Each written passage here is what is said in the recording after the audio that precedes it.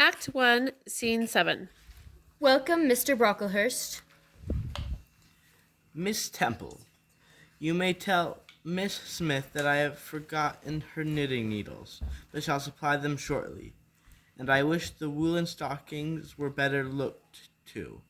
I saw some when I was here last, and they seemed in a very bad state of repair. Your directions shall be attended to, sir.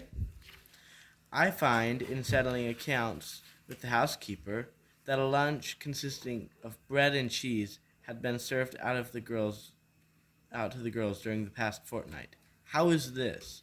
Who introduced this innovation, and by what authority? I must be responsible for the circumstance, sir. The breakfast was so ill prepared that the pupils could not possibly eat it, and I dared not allow them to remain fasting until dinner time. Madame, allow me to an instant. You are aware my plan in bringing up these children is not to accustom them to habits of luxury and indulgence, but to render them hardy, patient, and self-denying. Should any little accidental disappointment of the appetite occur, the incident ought not to be neutralized. Miss Temple, what is that girl with curly hair? It is Julia Severn. Julia Severn, and why has she curled her hair? Julia's hair curls naturally. Naturally, yes, but we are not to conform to nature. Miss Temple, that girl's hair must be cut off entirely. Madame, my mission is to teach these children to clothe themselves with humility and sobriety, not with costly apparel. I repeat. Ah, my dears. Welcome, Mr. Brocklehurst, Miss Brocklehurst. A careless girl.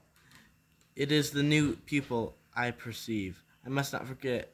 I have a word to say respecting her. Fetch that stool. Place the child on it. Ladies, Miss Temple, teachers and children, you all see this girl? You see that she is yet young. You observe she possesses the ordinary form of childhood. Who could think that the evil one has already found a servant and agent in her? Yet such, I grieve to say, in the girl, this is sad, melancholy occasion, for it becomes my duty to warn you that this girl is a liar. Let her stand half an hour longer on the stool, and let no one speak to her during the remainder of the day. Excuse me, but what stitch must I use for... Burn, such a trivial question. You have no sense of propriety. Go to the kitchen and serve there. Maybe that will cure you of your distracted mind. Ere the half hour ended, school was dismissed, and all were gone. I have meant to be so good and do so much to make friends, to earn respect. I have been well received by my fellow pupils, treated as an equal, and not molested by any. Now here I lay again, crushed and trodden on. Could I ever rise more? Never. Come, eat something. Helen, why do you stay with a girl whom everyone believes to be a liar? Everybody, Jane? Why, there are only 80 people who have heard you called so, and the world contains hundreds of millions. What have I to do with millions? The 80 I know despise me. Jane, you are mistaken. Probably not one in the school either despises or dislikes you. Many, I am sure, pity you. How could they pity me after what Mr. Brocklehurst said? Mr. Brocklehurst is not a god, nor is he an admired man. Had he treated you with especial favorite, you would have found enemies. As it is, the greater number would offer you sympathy if they dared. Teachers and pupils may look coldly on you for a day or two, but friendly feelings are concealed in their hearts. If you persevere in doing well, these feelings will appear. Besides, Jane, Well, Helen?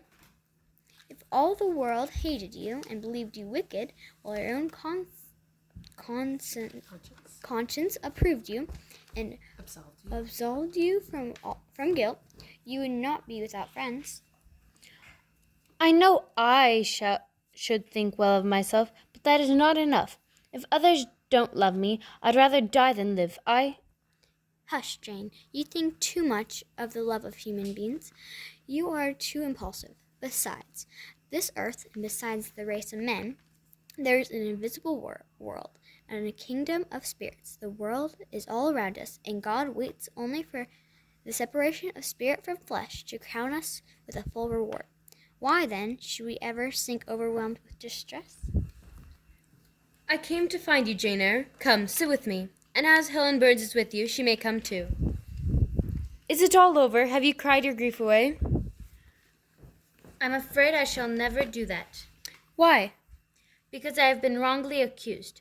And you, ma'am, and everyone else will now think me wicked. We shall think you of what you prove yourself to be, my child. Continue to act as a good girl, and you will satisfy me. Shall I, Miss Temple? You will. Now, Jane, when a criminal is accused, he is always allowed to speak in his defense. You have been charged with falsehood. Defend yourself to me as well as you can. Say whatever is true, but add nothing and exaggerate nothing. Exhausted by emotion, my language was more subdued than it generally was when telling the tale of my sad childhood. Thus restrained and simplified, it sounded more credible. In the course of the tale I had mentioned Mr. Lloyd, the apothecary who came to see me after my fit. I know something of Mr. Lloyd. I shall write to him. If his reply agrees with your statement, you shall be publicly cleared from every imputation. To me, Jane, you are cleared now. How are you tonight, Helen? Have you coughed much today? Not quite so much, I think, ma'am. And the pain in your chest? It is a little better. Well, good night, and God bless you, my children.